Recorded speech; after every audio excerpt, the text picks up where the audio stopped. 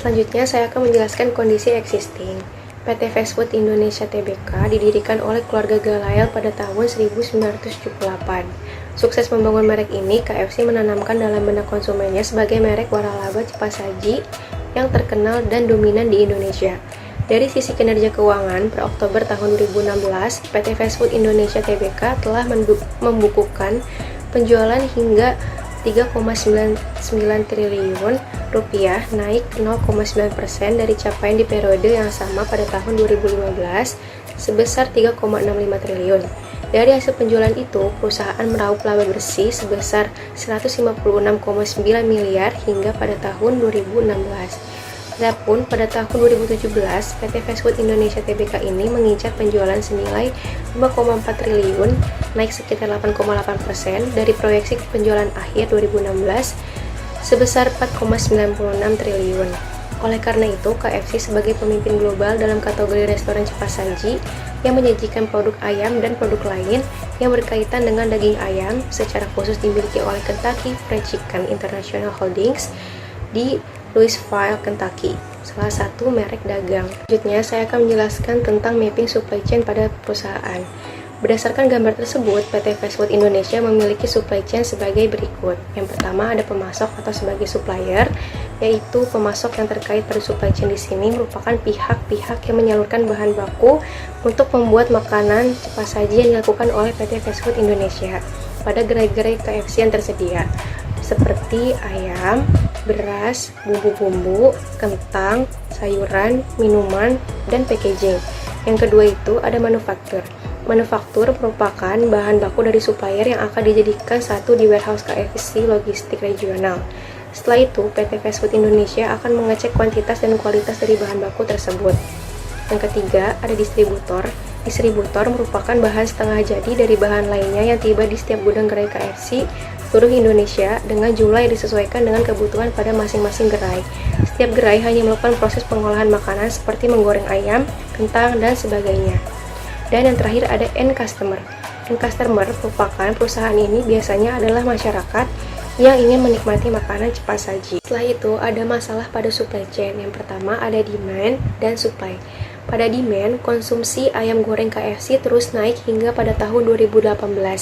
Ini tampak dari kinerja PT Fast Food Indonesia yang berhasil membukukan peningkatan pendapatan sebesar 13,48% menjadi 6,2 triliun dari yang sebelumnya 5,3 triliun pada tahun 2017. Pada tahun 2018, penjualan makanan dan minuman yang menyumbang sekitar 98%, total pendapatan perusahaan menaik jadi 13,89% menjadi 5,95 triliun dari yang sebelumnya 5,22 triliun. Sedangkan permasalahan pada supply, yaitu program ini tentunya menyebabkan pasokan ayam terbatas, sehingga harga ayam pun meningkat. Jika harga ayam naik, mau tidak mau perusahaan perlu melakukan penyesuaian terhadap harga jual produknya. Kenaikan harga tentunya bisa menyebabkan penurunan permintaan. Terlebih lagi, tahun lalu program pendapatan yang diperoleh dengan sistem promosi bersama juga turun hingga 62,17% menjadi 11,97 miliar dari sebelumnya 31,65 miliar. Selanjutnya terdapat laporan keuangan pada perusahaan.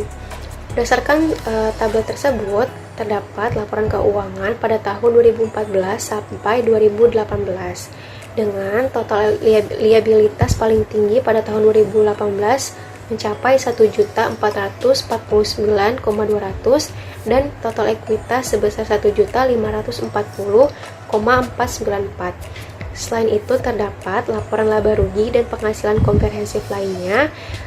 Terdapat juga laba per saham dasar sebesar 106 pada tahun 2018. Laba per saham dasar ini menjadi total yang paling besar dibandingkan dengan tahun-tahun sebelumnya. Terdapat rasio keuangan utama yaitu sebesar 94,1% pada total liabilitas dan total ekuitas. Selanjutnya, terdapat return on equity atau bisa disebut dengan ROE. ROE ini dinyatakan dalam persentase dan dihitung dengan rumus ROE, membandingkan laba bersih setelah pajak dengan ekuitas yang telah diinvestasikan pemegang saham perusahaan.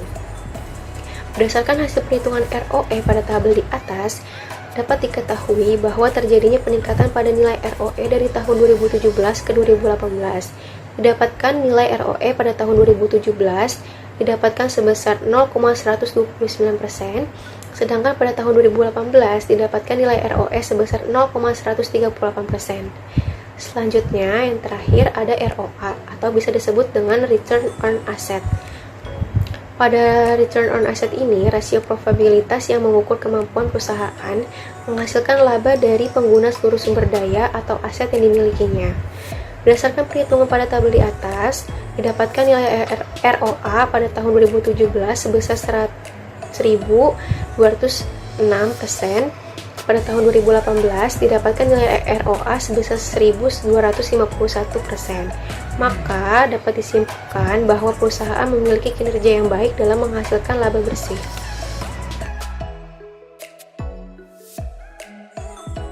Ya, di sini saya akan menjelaskan tentang analisis strategic fit. Di sini ada beberapa langkah yang harus dilakukan oleh perusahaan dalam melakukan strategic fit. Yaitu yang pertama adalah memahami ketidakpastian customer dan supply chain, yang artinya perusahaan harus dapat memahami kebutuhan pelanggan pada masing-masing segmen yang bertujuan agar perusahaan dapat memenuhi permintaan pelanggan. Terus langkah selanjutnya adalah memahami kemampuan dari supply chain. Usulan yang diberikan untuk PT Fast Food Indonesia di sini adalah pada rantai pasok, yaitu dengan menerapkan rantai pasok yang efektif dan efisien. Dengan penerapan tersebut, jumlah bahan baku atau bahan pendukung yang tersisa dapat berkurang. Nah, selanjutnya itu adalah langkah yang terakhir, itu adalah PT Fast Food Indonesia merupakan perusahaan dengan produk makanan cepat saji. Produk yang dikeluarkan merupakan produk yang fungsional karena merupakan barang sehari-hari seperti nasi, ayam, kentang, dan lain-lain. Nah, produk tersebut juga memiliki inovatif karena makanan yang dikeluarkan adalah beraneka ragam sesuai tren permintaan. Di sini PT Fast Food Indonesia juga respon dalam melakukan pelayanan terhadap pelanggan dengan adanya servis seperti layan antar dan juga drive-thru. Ya, baik, di sini saya akan menjelaskan tentang usulan strategi supply chain pada perusahaan PT Fast Food Indonesia. Di sini ada beberapa strategi. Yang pertama adalah goals, di mana PT Fast Food Indonesia selalu menyempurnakan cita rasa untuk memberikan kepuasan kepada pelanggan atau konsumennya. Selanjutnya adalah lead time, pengiriman bahan baku dari supplier harus tepat waktu. Selanjutnya ada produk, membuat inovasi produk yang sesuai dengan tren permintaan serta memberikan berbagai pilihan paket. Selanjutnya ada pricing, harga yang diberikan harus berbanding lurus dengan kualitas produk yang dipasarkan. Selanjutnya ada manufacturing, proses pengolahan bahan baku menjadi suatu makanan atau minuman yang akan dikonsumsi oleh konsumen dilakukan berdasarkan pada standar operasional prosedur. Selanjutnya ada inventory, perusahaan menyimpan inventory dalam jumlah kecil dan besar untuk mengelola inventory secara efektif dengan biaya yang paling efisien. Selanjutnya ada supplier, dari sisi pemasok, perusahaan PT Fast Food Indonesia sudah baik dalam berkolaborasi dengan beberapa banyak supplier sehingga dapat dengan mudah untuk memenuhi keinginan konsumen. Di sini berdasarkan kesimpulannya adalah PT Fast Food Indonesia merupakan rantai pasok yang efektif dan juga efisien, di mana perusahaan tersebut dalam mencapai tujuan dengan menggunakan sumber daya yang minimal namun menghasilkan hasil yang maksimal. Selanjutnya, saya akan mengidentifikasi logistic driver dan cross-functional driver. Yang pertama, pada logistic driver terdapat fasilitas. Jadi, perusahaan memiliki distribusi center untuk melakukan kegiatan dalam penataan dan penanganan produk selama proses penyimpanan serta pengiriman produk ke setiap gerai KFC. Setelah itu, pada bagian inventory, PT Fast Food Indonesia menerapkan level rendah pada inventory agar tidak terjadinya biaya penyimpanan. Setelah itu, perusahaan mengadakan safety inventory agar dapat menghadapi ketika terjadi lonjakan permintaan atau ketidakpastian permintaan, sehingga kita dapat memenuhi permintaan tersebut. Setelah itu, pada bagian transportasi, perusahaan melakukan pengiriman ke gerai-gerai KFC dengan menggunakan rute yang sudah ditentukan. Dengan rute yang optimal, pengiriman dapat dilakukan secara tepat waktu. Selanjutnya, penjelasan mengenai cross-functional pada bagian informasi. Perusahaan menerapkan pull system di mana perusahaan mendapatkan informasi, permintaan aktual, dan kemudian produk tersebut diproduksi dan didistribusikan untuk memenuhi permintaan. Setelah itu, sistem informasi pada perusahaan sudah berbasis komputer dengan menggunakan suatu aplikasi pemrograman database sehingga dapat memudahkan konsumen untuk mendapatkan atau mencari informasi. Selanjutnya, pada bagian sourcing, pemilihan supplier dalam memenuhi kebutuhan bahan baku dan pengantaran pada perusahaan, yaitu memiliki banyak pemasok agar dapat menjangkau permintaan konsumen di berbagai negara. Setelah itu, pada bagian pricing, produk-produk perusahaan menggunakan fixed price sehingga pelanggan dapat membayar produk dengan harga yang sudah ditentukan. Setelah itu, saya akan mengidentifikasi dan menganalisa dampak COVID-19 terhadap perusahaan. Jadi, dampak wabah virus corona tidak hanya merugikan sisi kesehatan. Virus ini bermula dari kota Wuhan, Tiongkok. Hal itu juga mempengaruhi perekonomian negara-negara di seluruh dunia, tak terkecuali Indonesia. Adanya pandemi virus corona ini tidak menutup kemungkinan perusahaan mengalami kesulitan dalam rantai pasoknya. PT Fast Food Indonesia merupakan salah satu yang terkena dampak dari kebijakan pemerintah terkait adanya COVID-19. Nah, kesulitan apa saja sih yang sedang dihadapi oleh PT Fast Food Indonesia?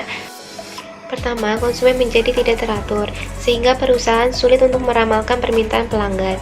Setelah itu, sejak 13 April 2020, sebanyak 450 pekerja di perusahaan dirumahkan oleh PT Fast Food Indonesia dan mengalami penurunan gaji. Setelah itu, perusahaan mengalami penurunan nilai penjualan dan yang mempengaruhi perputaran kas. Setelah itu, sejak wabah virus corona, PT Fast Food Indonesia mengalami penurunan omset sebesar 10%, serta mengalami penurunan pengunjung selama 2 bulan terakhir. Setelah itu, PT Fast Food Indonesia juga menutup 97 gerai perseroan KFC. Hal itu dikarenakan mal atau plaza juga harus ditutup karena terkena dampaknya COVID-19 tersebut. Setelah itu, terdapat terlambatnya bahan baku dari supplier untuk diproduksi karena adanya PSBB. Dan jika perusahaan tidak dapat memenuhi permintaan pelanggan, maka perusahaan mengalami lost sales.